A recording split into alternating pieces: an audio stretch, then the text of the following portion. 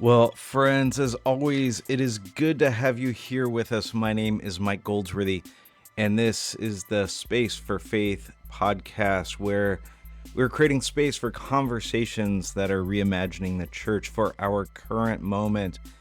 And I know so many of you are going to be joining us next week. I can't wait to see you. We are going to be in Denver next week at this year's Post-Evangelical Collective. There are over 130 of you who are descending on Denver who are going to get to hang with a bunch of great folks. Like I can't wait for you to get to be with the people who are going to be in that room. I think, last year we created this thing almost by accident in some ways.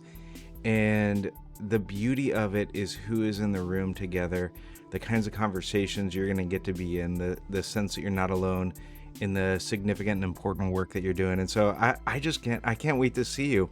And in fact, the conversation we're going to have today is with Peter Choi, and Peter's going to be joining us next week. Peter's actually one of our speakers. What we're doing this year is we've got a few speakers giving short, 15-minute talks that we're going to get into our table groups and sort of use that as a launch pad for some of the conversations that we'll have. So Peter will be sharing at the gathering, and Peter is the executive director at an organization called the Center for Faith and Justice, and they are partnering with us this year for this year's Post-Evangelical Collective, and I think you all are going to love them. I'm going to put information about them in the show notes, because I mentioned this towards the end of our interview, but I think pastors, church leaders, those of you that are leading these faith communities, I think a partnership with Faith and Justice Network could be incredibly beneficial for the work that you're doing. That there are some gaps that some of us are finding in our churches, not because we want those gaps to be there, but we just don't have the capacity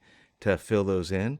And Faith and Justice can fill in some of those gaps for you, specifically around some space for people to be in community where they engage intellectually and with others around thoughtful resources, Christian authors, thought leaders, around that sort of they're doing incredible work. Anyways, he'll share much more about it. He'll articulate it better. But I can't wait to see you all in Denver on October 11th and 12th. Looking forward to seeing you soon. And until then, we will kick over to our interview here.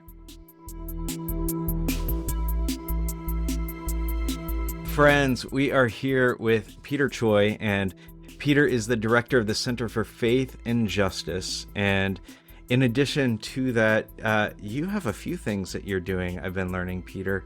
And so tell me if I'm off on all this, because I stole this from your bio on your website, but I know we don't always keep those updated. Right. So Associate Professor of American Christianity, a member of the Core Doctoral Faculty at the Graduate Theological Union in Berkeley. You've taught the history of Christianity courses at Calvin, at the University of Notre Dame, and before that you served as a pastor in Ann Arbor, Michigan. Yeah. You're involved in all kinds of stuff. Yeah, it's been a lot of different things in the background. So yeah, an eclectic mix of things, but it's really good to be here with you, Mike. Thanks for the invitation.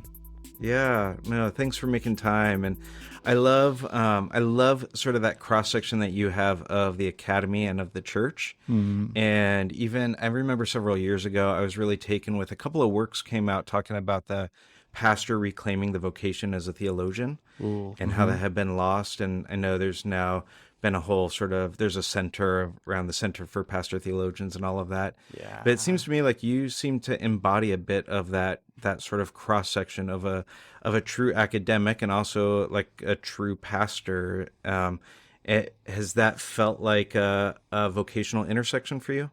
Oh yeah, absolutely. I mean, some of it was accidental, and then I think some of it, especially more recently, has been a little bit intentional. But I first felt my calling into ministry, and I kind of, like a lot of people, have had a love-hate relationship with the church, but mostly have throughout my life felt a sense of calling into the church.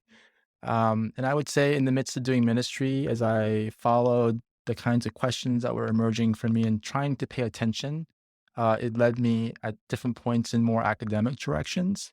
I mean, we can talk a little bit more about this if you want, but in the midst of doing ministry amongst a lot of Asian Americans in that context, and a lot of emphasis on revival, which is actually not just Asian American, but North American evangelical culture, um, was asking questions like, well, what happens after revival? Because there's so much unhealth and damage control that has to take place after the mountaintop experiences. And that led me in the more academic direction of wanting to study the history of evangelicalism and the history of revivals. And so a combination of, just kind of trying to discern God's leading, but also some interests and questions that emerged along the way. Huh. Is a emphasis on revival a normal part of not just Korean American, but Asian American Christian experience? Oh yeah, absolutely. I think in part because so many of the missionaries to Korea and different parts of Asia were products of the Great Awakening, and so there was very much a revival spirituality that characterized their spirituality, and so yeah, absolutely. Huh. I'm kind of curious about like even as you bring that up, one of the things that I've been seeing in some circles. Not I'm not as familiar with Asian American Christian circles, but in some circles I've been seeing like a re-emphasis upon revival and a lot of like trying to define what revival is, Hmm. all that. I'm curious, like what are the long-term implications of a movement or a church that's pretty focused on that? Does that seem to produce health over the long run? Does that seem to produce sort of short-lived Yeah. experiences? What does Hmm. that sort of do? Yeah, I think it's a mixed bag. I mean, I think we're going to talk about evangelicalism, and so that's a huge theme in the history of evangelicalism, right? I mean, depending on how you talk about it, if we agree that it's a movement that arose in the 18th century out of the first Great Awakening, it was the sense of trying to rediscover the faith of the Puritans, that project, that errand into the wilderness, that had gone sort of dormant for a while. And so there was this huge movement in lots of different places, lots of different leaders trying to recover a sense of fervency, a sense of devotion. And so that has very much been part of the evangelical tradition from the very get go. Hmm. And then as you trace it, of course, there are going to be marks of health and then also marks of unhealth. Okay. And it is very much a mixed bag. But I think recognizing that, because a lot of times I hear myself and lots of other spiritual leaders wanting revival, wanting that mountaintop experience. And I think having a sense of the fuller picture is really important because we want the good stuff without recognizing there's um, a lot more that goes along with it. Hmm. Gosh, I want to get into this stuff, but I don't want to miss like I wanted to talk about you a little bit first, and Hmm. for everyone to get to know you a little bit. So let's circle back to talking about evangelicalism and its roots. Sure. So you start studying some of this sort of stuff. You do your PhD work. Then, do you remember right? You do your PhD work with Mark Knoll. Yeah. So for folks who don't know who Mark Knoll is, do you like? I mean, I know him largely through being like the evangelical historian, and Yeah. through the book that he's probably most known for the scandal, of the evangelical mind, Hmm. which everybody summarizes by saying the scandal, of the evangelical mind is that there is none. Yeah. Right. Um, yeah. So, like, do you mind giving a little picture of Mark and why did you choose to pursue that work with him? Yeah, well, that was my first introduction to Mark is that book, and that opening line, that famous opening line, "The scandal of the evangelical mind is that there is not much of an evangelical mind." And so I was really drawn to his willingness to critique the tradition that he was part of. I really admired the courage and the rigor with which he did that work. And then Mark is one of the great historians of not just evangelicalism, but Christianity, Hmm. in our time. And so when I was thinking about studying the history of revivals, he was definitely at the top of any list. And then when I started studying at Notre Dame under Mark, I found him to be just a really, very not only an astute historian, but someone who really took his faith seriously and was just like that book, the Scandal book, would have indicated, very open to critiques, very open to questions and new avenues of doing research and writing around these traditions that sometimes get enshrined in a kind of a sacred plexiglass, and we're not allowed to critique it. And so he really encouraged and I think helped me to think outside the box in terms of how I might approach my study of my own faith tradition and then traditions that are adjacent to it. Yeah. So were you pastoring when you started pursuing your PhD, or like how did those sort of line up? Yeah, I was on the heels of 7 years of really intense campus ministry and church planting work. And frankly, I was kind of burned out. So that was part of it, and trying to pay attention to the longings of my heart, but also recognized that there were some of these long-standing questions that had been part of my vocational journey, even in seminary. And so it was sort of an opportunity to go back and pick up those threads and examine what it might lead to. Hmm. And then so yeah, in the midst of on the tail end of that experience of doing ministry in Ann Arbor, which by the way was a blast. So many fond memories, life-changing work that God did in my life. Switched gears and started a program in U.S. history, actually, studying Okay. 18th century colonial religion. Yeah, And was big that like, shift. was that for you? Because you mentioned burnout there. Was that for you like, I'm just kind of done doing work in the church and I need a different avenue to pursue? Like, Yeah, what was spurring that on? that's a good question. I think it was for me because people ask me like, "Hey, are you leaving ministry?" And people were shocked and kind of offended, maybe even. And my response in the moment, and I think this was genuine and honest, was no. I'm trying to understand how I can stay engaged in the work of ministry. I think it's just going to look different for a season. And there's kind of been this pendulum swing back and forth because, of course, being in an academic program and graduating, there was sort of this natural impulse to move towards the academy. And I tried that for a number of years, but again, tried to pay attention and realized I can't see myself doing this for the rest of my life, just teaching and writing. And so there was a longing to be back in the church. And what I would say to people is I would love to find a way to do both, and especially not just both side by side, but both in a way where it feeds each other and look for ways to integrate. There was that sense of various callings in my life. Yeah. So that's out of Notre Dame. You go from Michigan to Notre Dame. Mhm. And are you directly then, you're in San Francisco now, do you directly make your way over to San Francisco, or is there a little circuitous path that Yeah. takes you there? Yeah, I went back to Grand Rapids for a couple of years. I started working at Calvin Seminary towards the end of my time at Notre Dame. So I was driving up a couple of times a month, maybe. And then for a year, we were there full time. I think it was my last year as I was finishing my dissertation. Moved up to Grand Rapids and taught history of Christianity courses and finished my dissertation. And then in the midst of doing that work, realized part of it was I grew up in Southern California, and for 16 long years, I had been looking for ways to make it back. Where in Southern California are you from? Like Pasadena, I've been moved around quite a bit, but mainly Pasadena. Really? I don't think we talked about this before. I Yeah. grew up in La Cañada. Oh my goodness. Are you serious? Yeah, for Okay. people that don't know, it's a little town right next to Oh, Pasadena. yes. Mm-hmm. Yeah. That's fun. That's It's another awesome. conversation that Mm-hmm. we'll have to have. Yeah. What high school did you go to? John Marshall in Pasadena. Yeah. Yeah. Okay. And I That's worked fun. in I La was at Cañada. I actually worked at I- JPL as an academic part-time. Are you serious? Yeah. Oh, So I that's so drove fun. to La Cañada quite a bit. That's so fun. Yeah. Yeah, sorry to have detoured you there. No, not at all. So yeah, was there, and then the opportunity in San Francisco was really, at the time it was City Church in San Francisco and a New Begin House of Studies. And my wife, who grew up in Michigan and was very skeptical of a move to California, she was like, "Oh, this is exactly what you've been looking for and talking about, and they're already doing it." So It sounds like a great opportunity.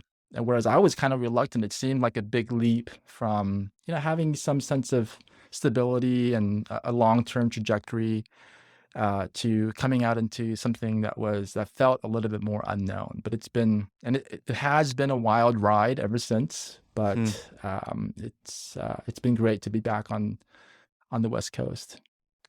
And how old are you when you're making this like a pretty significant vocational shift? Yeah, yeah. I would say I thought about when I was thinking about going back to graduate school. The thinking was because it was already kind of late in life. At least, sort of, a lot of friends told me, people don't really do this late in life. And so the thinking there was maybe if I start now, I might finish before I turn 40. Okay. And then after that, after finishing, I think it was like right before I turned 40 that I finished the PhD. And then after that, I would say a lot of it has just felt like things in flux and trying to pay attention to my restless spirit, and some of it's frankly been a little bit mystical. Like I don't really know where this is leading, Hmm. but I feel peace about moving in this direction, or at least taking one step today. Yeah, yeah, yeah. I was kind of asking because I was guessing that that was the case. I've been reading a book recently called Range by David Epstein. Mm-hmm. And he talks about like the subtitle of the book, I think is something like Why Generalists Will Triumph in an Age of Specialization. Mm-hmm. But chapter I was recently reading was he was making the case for kinds of people that make late vocational shifts actually having more significant not only impact but meaning and purpose in their life Wow. than people that sort of have an early on trajectory and just kind of keep at that one thing for a long period of Ah, time. okay, that's Um, encouraging. That's I'm gonna have to read that book. it was super encouraging for me that I was like, Yeah. this chapter was worth it. Yeah, yeah, for you as well because you've made some shifts. Sure. Yeah, Yeah. yeah.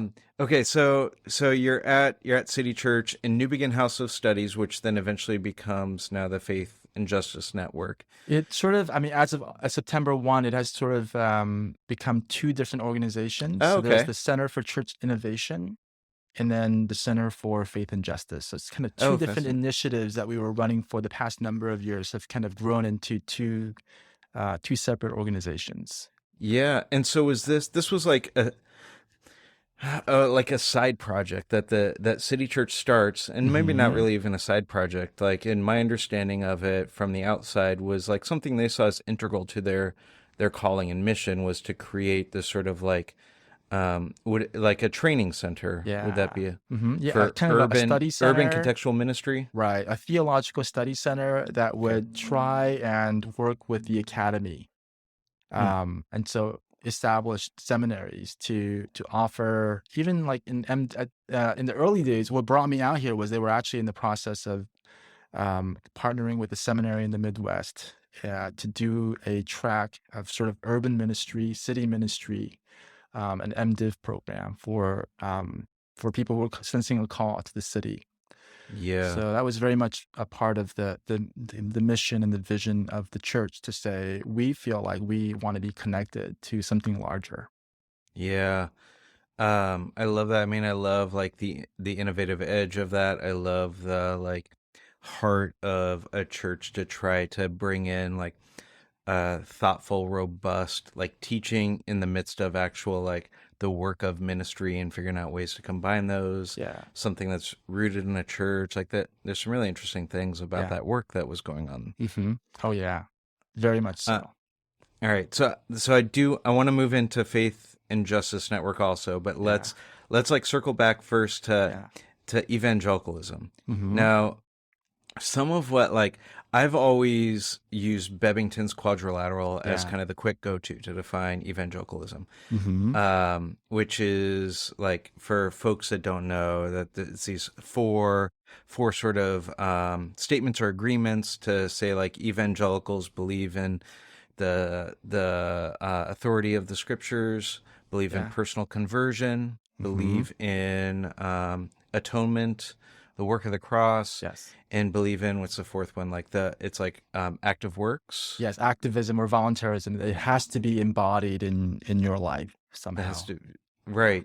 And it sounds like you're even seeing some like differences with maybe not different than that, but like not simply defining it by that. You talked about like a sort of fervor that's always been a part of evangelicalism. Yeah. Yeah, I mean, like, all 4 of those could be related to that revival of spirituality and the desire to rediscover and to practice a more authentic faith. Hmm. And then I think that what I've discovered in my own studies and in my own sort of vocational journey is, well, of course, evangelicals would define themselves by these theological, I mean, you could almost call them sort of virtues, right? And it's become sort of a litmus test for folks to say, how are we going to define evangelicalism? Well, let's put these four markers out there. That wasn't how David Bevington, the historian, conceived of these 4 characteristics. Like, he Mm. would say they're not meant to be theological descriptors; they're meant to be historical descriptors. And so he was just trying to observe and to characterize features of evangelicals that he was observing in his study of history. And it's become, I think in some ways, it's frankly been hijacked into kind of a theological litmus test. Um, but I think also, even with like even taking David Bevington at his word and trying to understand uh, the ways to trace the historical movement, um, it leaves out a lot.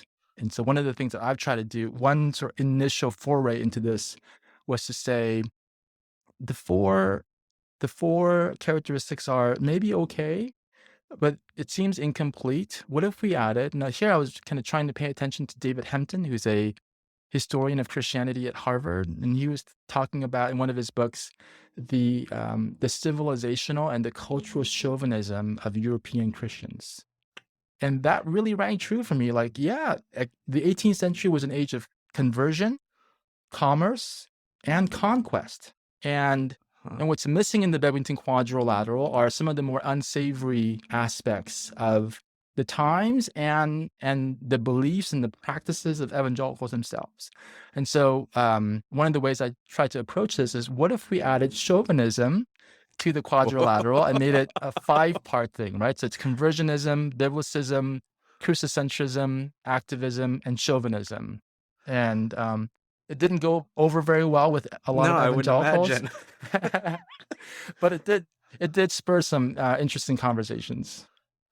Yeah, I mean, talk to me a bit about that. Would you obviously like that was in your work and research, would you still today say like that's a significant part of evangelicalism is at least some sort of whether it's explicit or implicit that chauvinism is a big part of it? Oh, absolutely. And I would qualify it. So I mean, I've actually had conversations with David Bevington about this. We've talked, we've exchanged emails. Do you call We've them actually bebs? talked, excuse me? Do you call them bebs? No, Like hey bebs? No. no, no, no. No. Oh, if you ever met him, that would be, yeah, that would not be the No. the first thought that comes to mind. But he is sort of, I mean, I think trying to be very open. And he actually has said in public that what I'm trying to say about this is true of the 18th century, but if you move beyond into the 19th and 20th century to different parts of the world, it becomes less true. So it can't be true of evangelicalism as a whole. So Okay. now I have thoughts on that, but putting that aside, if we can actually agree that the 18th century was an age of cultural imperialism, and that it's important to take into account these sort of features of cultural chauvinism and imperialism into account, I think that's a huge movement towards deeper understanding. And so, yeah, I think that's a promising path. Yeah, how much of that is just in the waters of our churches too without us realizing it? Like how Hmm. much is that because it's a part of our history and it's been in our heritage?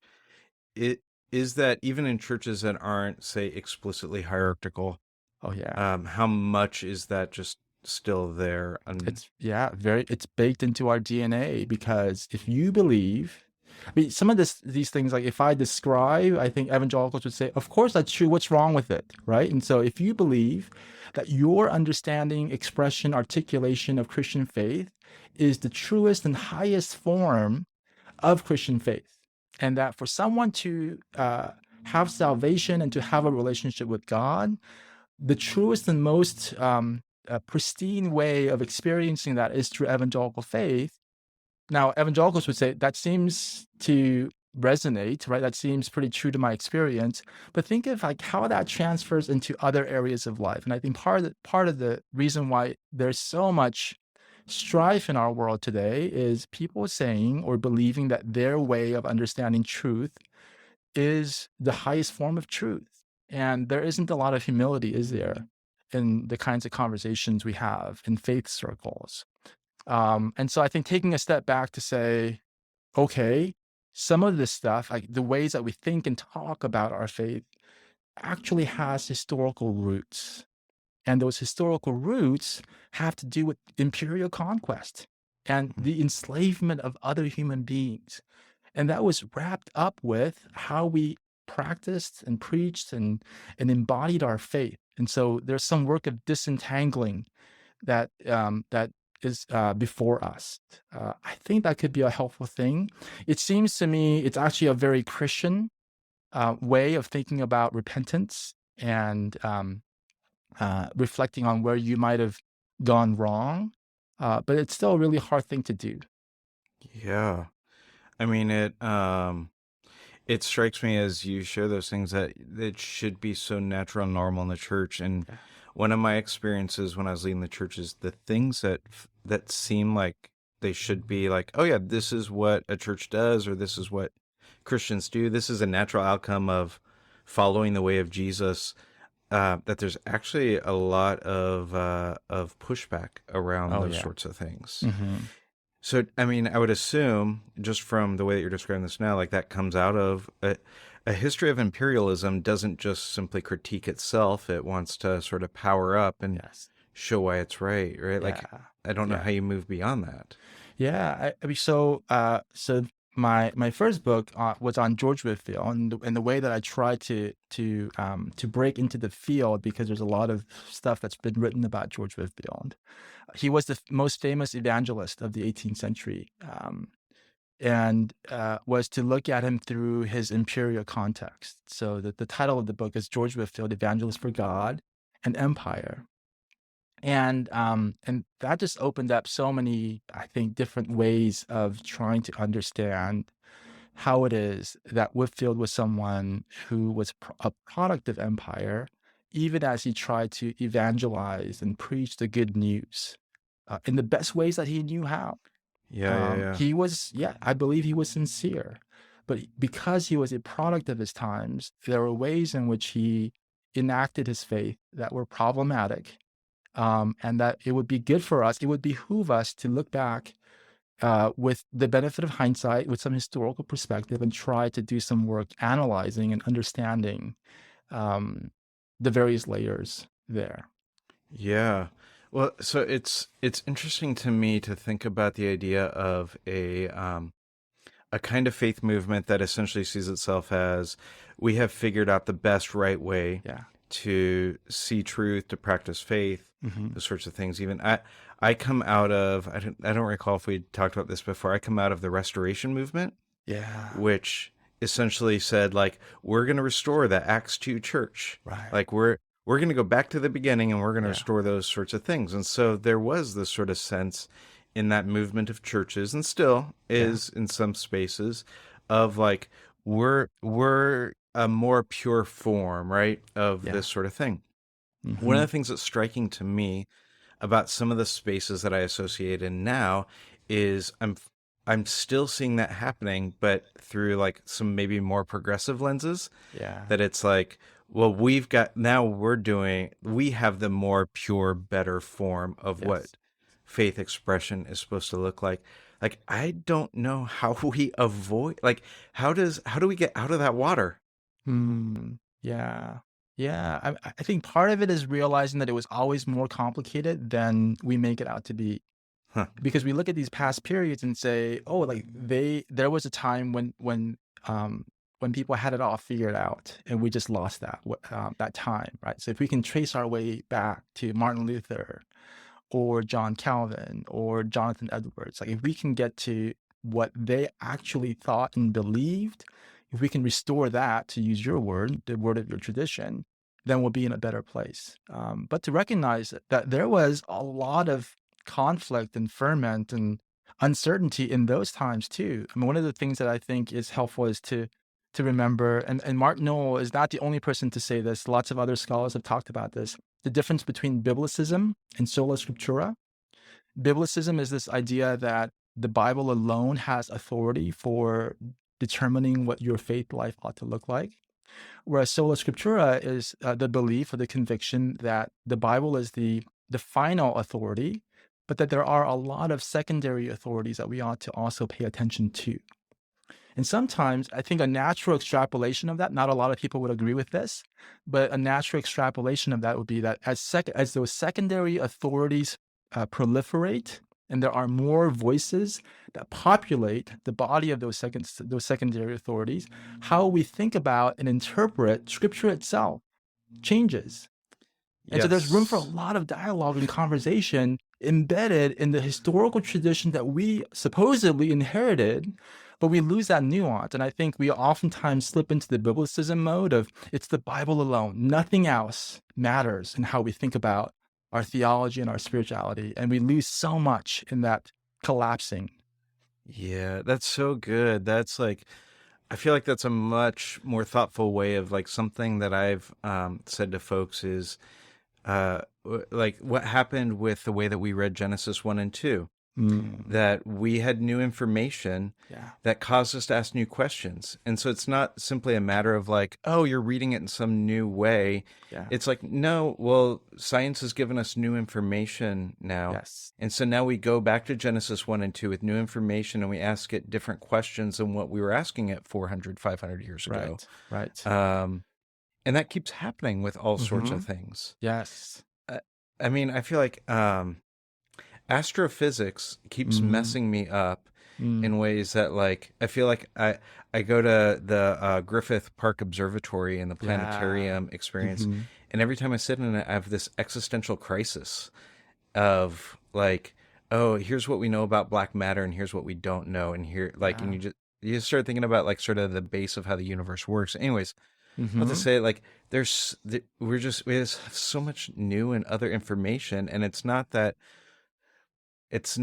like you are trying to bend the text into a different kind of worldview. It's that we simply have new things to bring to the text now than what was brought there before. Well, I think there's a capaciousness in the text itself. I mean, I think about the Psalter.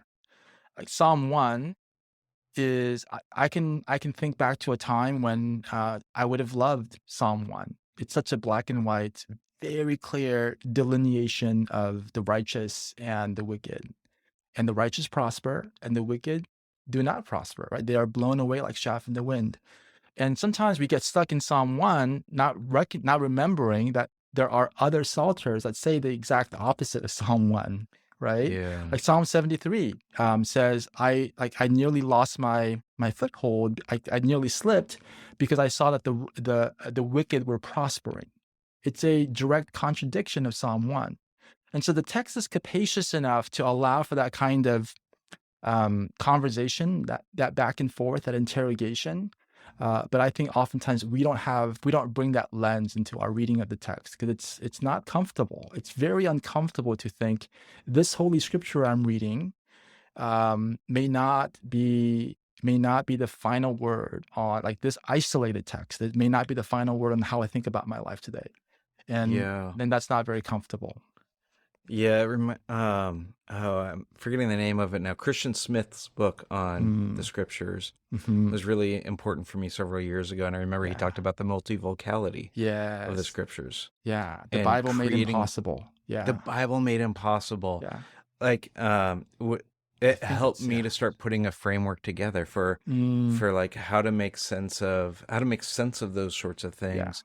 And to allow the Bible to have a conversation within itself. And even things like, I was just having a conversation yesterday with somebody about, because these are the things that dorks talk about, like about the movement of circumcision in the scriptures, and how the scriptures have a conversation about circumcision itself as something that begins in early pages as like a everlasting covenant that's going to happen forever. And then you end up with a Council of Jerusalem trying to decide like, is this actually something we should always do? And Right. then with Paul, then even like sort of like reinterpreting it and turning it into an analogy for baptism at one Mm-hmm. point. Yes. That it shifts from like this is this thing that everyone has to do to like, well, is it really something we all have to do? Mm-hmm. Probably not. To like, okay, well then let's reappropriate that into something that like we can use to talk about something else that's now Yeah. part of our faith tradition. Mm-hmm. Yeah. I mean, what you're talking about, lots of people would say that feels like the slippery slope, Yeah. right? And where does it end? And this is the problem and the danger of progressive thinking.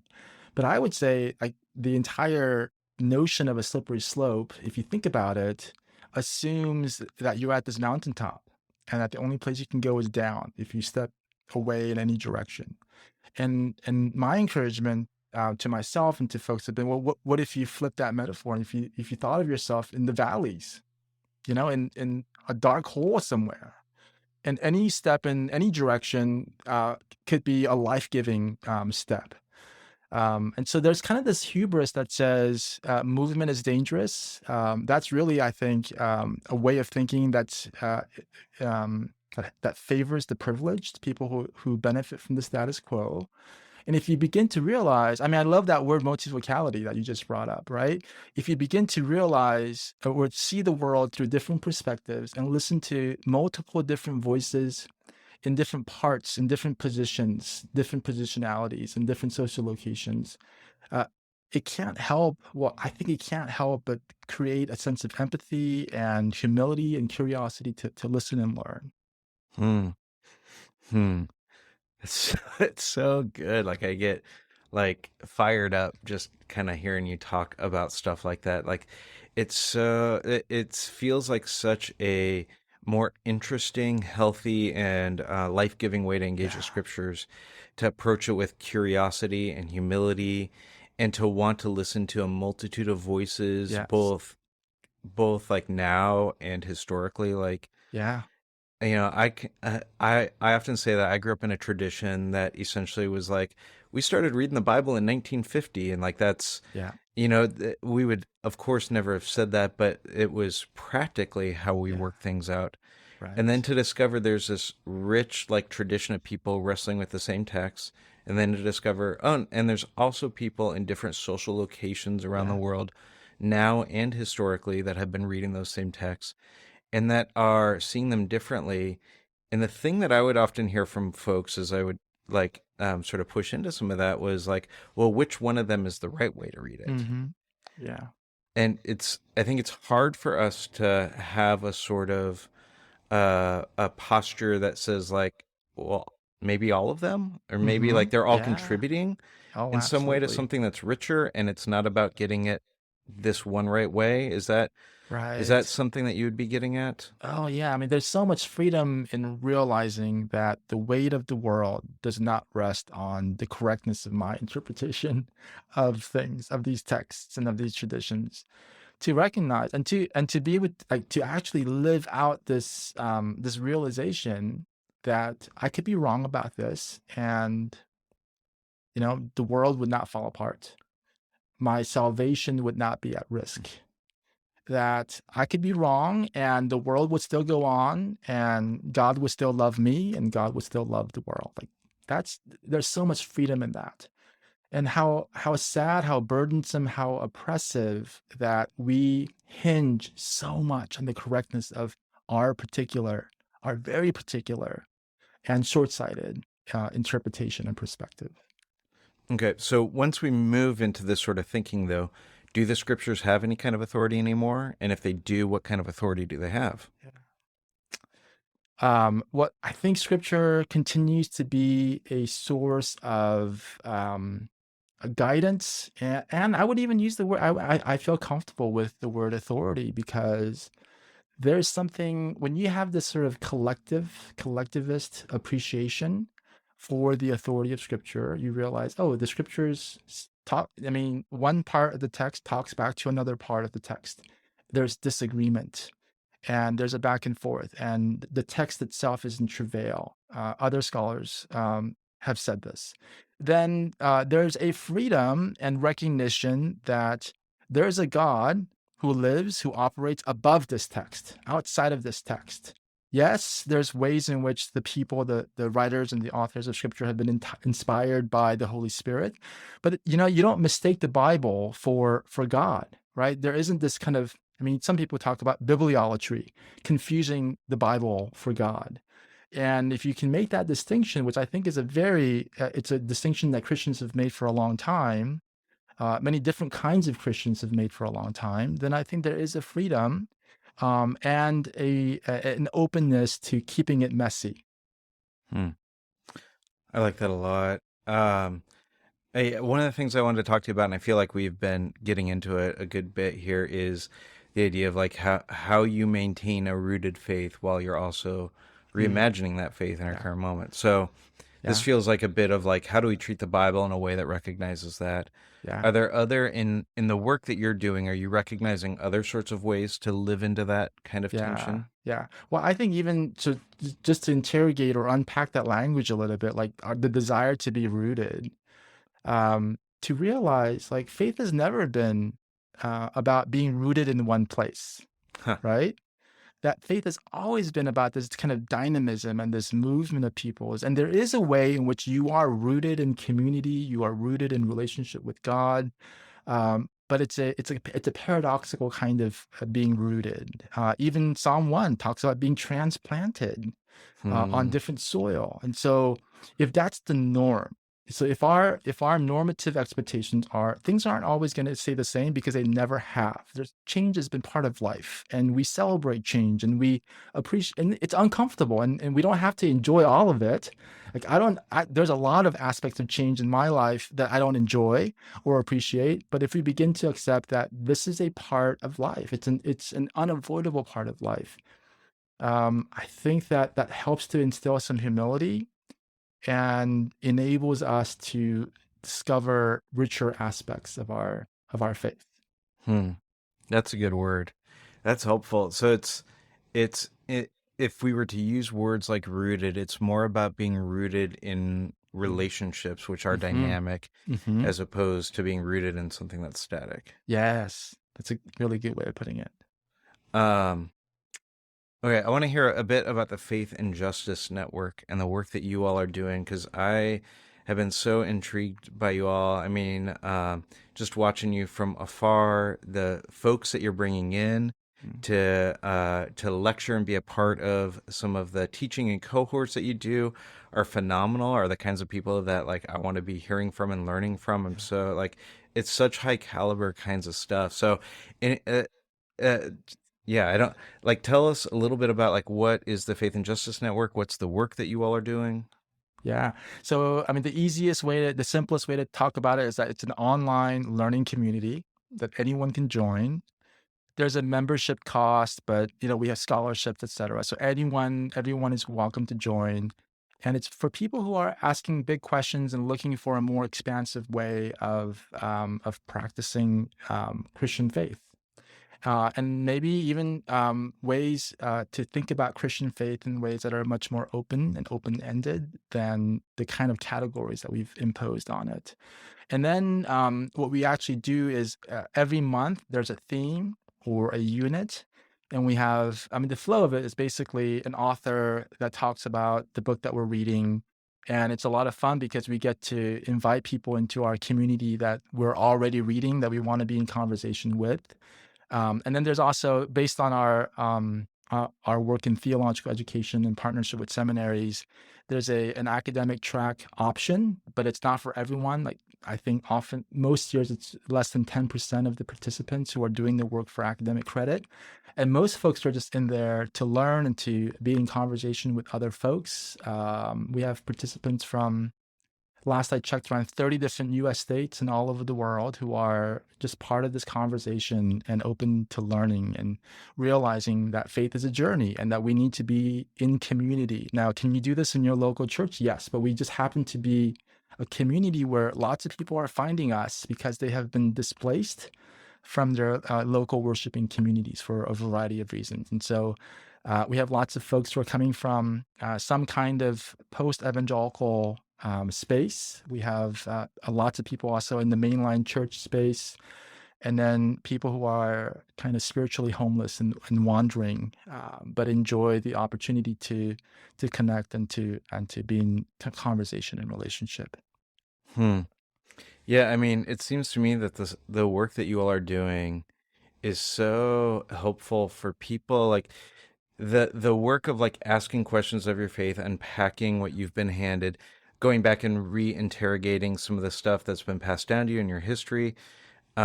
People are doing that some by kind of reading on their own, thinking about things on their own, maybe watching some YouTube videos of somebody or Mhm. whatever.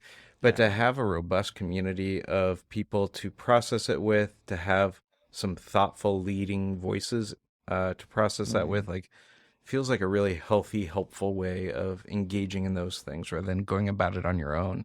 Yeah. Yeah. I mean, I would say, in addition to the community, which I think is the primary sort of benefit or privilege that we enjoy just being in relationship with one another, is the curation work that happens, because a lot of the things that we're finding, or that we ourselves have, you can find it on YouTube if you know what to look for, what to search for. But the curation and the integration with other kinds of similar texts, or maybe even texts that might disagree, and spur on a deeper conversation. I think that's the part that's really fun, is to recognize there's so much stuff out there. It can be really bewildering for folks to try and sort out all the different sources and all the different voices you want to listen to and learn from. And so having that curation to some degree, kind of already set, uh, enables us to have the energy to engage in the actual conversation, and working out of the topics and the questions together. Yeah. And we were just talking a little bit before we started recording. You're doing this also for churches that are looking for something like this that could be a part of their church life, whether that's a kind of theological education or maybe a spiritual formation Yeah. space. What Yeah. does it look like for churches to do it, not just individuals? Yeah. Well, yeah, we what we tell churches is, hey, we help to provide and curate the curriculum, and then you come alongside of us and provide the contextualized leadership for your people. And I experienced the benefits of this myself as a pastor at City Church in San Francisco, where we have these monthly conversations in our community. And the wonderful thing about that is I don't have to do all the work preparing the content, because that's already happened. And I just get to go and enjoy the conversation with the people, and connect, and to hear the ways that they are wrestling, and the kinds of questions that are welling up for them. And so I think this is a great, it can be a great resource for churches. It's kind of a new thing. We've had lots of pastors in our community who are trying to figure out what this might look like in their church communities. And I think we don't have the categories and the muscle memory to plug and play this kind of thing. And so we're learning together. But yes, if churches or pastors are listening, we'd love to be in conversation with you about how we can work together collaboratively around some of the work that's already happening in our midst. Yeah, I would love that. I'm stoked you all are going to be with us in Denver, so you can meet some of the pastors that will be a part of that as well. I'm Yeah. glad for them to get to know you.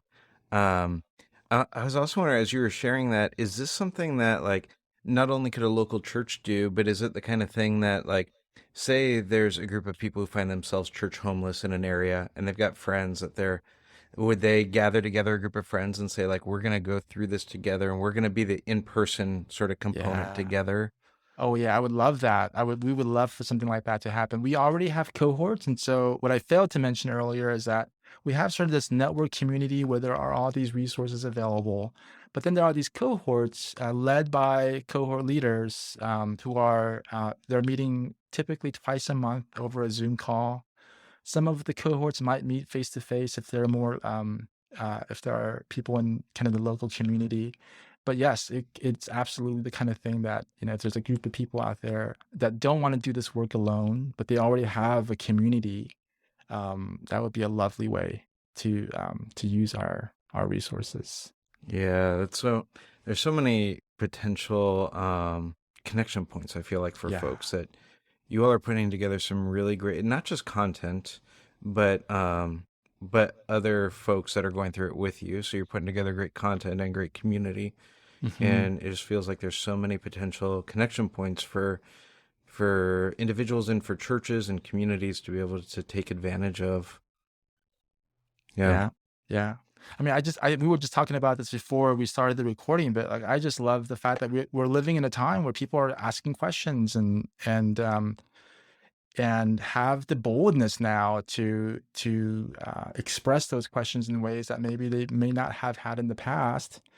And people are just finding each other, right? Yeah. And there's something really beautiful about this new way of engaging one another in spiritual work. In some ways, it's been happening, throughout. As long as human beings have been around, this has been happening. But I think we're seeing new ways of people actually being able to connect. I mean, we felt this and saw this over the pandemic, which is still with us, but in many ways, the revolution of Zoom meetings, and so I think we're just trying to pay attention and enjoy what's possible now in ways that they weren't before. Yeah. When I was telling you, like one of the things I love about you all is there's a lot of space for all of those questions, but it's not just a place of let's just critique and tear things apart, Mm, but it's also like people who are doing new creative things that are yeah, building towards something. yeah, And for me, in the place that I'm at, like, I think it's really helpful to have spaces where people can feel comfortable tearing things apart yeah, and being able to ask those questions. Like, we need that kind of space. But that just kind of, if that's all that there is, it kind of ends in a kind of yes, nihilism that doesn't feel yeah, like beneficial for humanity. It yeah, like, right? Like yeah, it just kind of is an end in and of itself that doesn't move anywhere. And so to have something that both creates that safe space but is also like critiquing by creating as well. yes, Like, yeah. just feels so healthy and helpful from where I sit. Yeah, I mean, well, to go back to that word multivocality, I think we need a multivocality not only of words, but of creative and artistic expression and making new things in the world. And so I just love this idea of, hey, I could be surprised by people in my community thinking up new ways of expressing their faith, of practicing their faith, and I get to just, we get to learn together because we're in relationship together. Hmm. So good. Well, hey, I would love to ask you one last question as we wrap up here. I'm thinking about some of the post evangelical pastors who listen to this, and it has become there's a lot of critique of the evangelical church going on right now, and rightly so. Like, there's been a lot that has been uncovered for sort of in a way that's accessible to Yeah, a lot more people. yeah, And so there's a lot that's been coming to the surface. And so, rightly so, there's been a lot of significant critique of that. I think it can be really easy to sit in a place where you have moved into post evangelicalism and to be able to look at that and to kind of throw stuff back at it. I'm kind of curious to for us to be in a space where we're also looking in at ourselves and saying like, okay, as this thing is happening, what do we need to be aware of? How mm, do we not just become another thing of what we're critiquing and moving out of? So yeah. I would love to like if you have a word or a thought or a suggestion for folks that are kind of living in that space, that are creating in that space. Yeah, what would be something that you would Ooh, offer? yeah. That's a great question. Thank you for that. Because I think that really is, in some ways, the question of our day. It's not the only question, but it's one of the big questions of our day is how do we do this work together and move along, if not exactly in tandem, at least move in somewhat the same direction, right? And I think it's just having openness to new words, new expressions. I think about we're going to be reading Cole Arthur Riley's book, This Your Flesh, next month. And she talks a lot about her spirituality as a tool of survival, Hmm. which frankly is a very different way of thinking and talking about spirituality than lots of white Christians. Amongst white Christians, I think the kind of language that's more common is a spirituality of flourishing. Yeah, yeah, yeah. But if you think about spirituality as a tool of survival and recognize, hey, some people are doing this work because they're just trying to make it day to day. that looks very different than a person of privilege who enjoys lots of stability in their life, who are just looking for a pathway to flourishing. And the biggest problem of their day is boredom, which is, again, like, I don't want to speak down to that. Sure. That's a very valid thing for that person, or, depending on, and sometimes that's the biggest struggle of my day and the privilege I enjoy. But what if we really began to understand, to listen to somebody who says, hey, I'm doing this work and I'm just barely making it today. What does that look like? And how do we, it's recognize we can't put ourselves in their shoes, but how do we show up for that relationship? It's going to look very different. And so having that openness and the humility and the curiosity to be able to say, there's a lot of things in the ways that in my toolkit that I'm going to have to put aside, maybe not forever, but to try and imagine life and spirituality for people in very different social locations. I get teary, hearing you describe stuff like that. That's thank you for sharing that. What a gift. Dr. Peter Choi, genuinely such a gift to have you hanging out here with me today. Thanks for making time. Yeah, thanks so much, Mike. This has been a lot of fun, and I really enjoy the work that you're doing in the world and the things that you're making in the world. And I look forward to being in Denver. Yeah, I can't wait. I can't wait for us to hang out in person. And faith and justice. So, let's make sure we point people to where to go. Faithjustice.net. Yes. Faithjustice.net on the internet. Is there anywhere else we should be pointing people towards? Yeah, we're also we're on Facebook and Instagram, and you'll see links there. But I think it's faithjustice.net. So Instagram/faithjusticenet is okay. Yeah. Great, and we'll put all that in the show notes as well, folks, to make it easily accessible. I genuinely so grateful for the work that you're doing, and so glad that we got to hang out today. Thanks for making time. Yeah, thank you, Mike.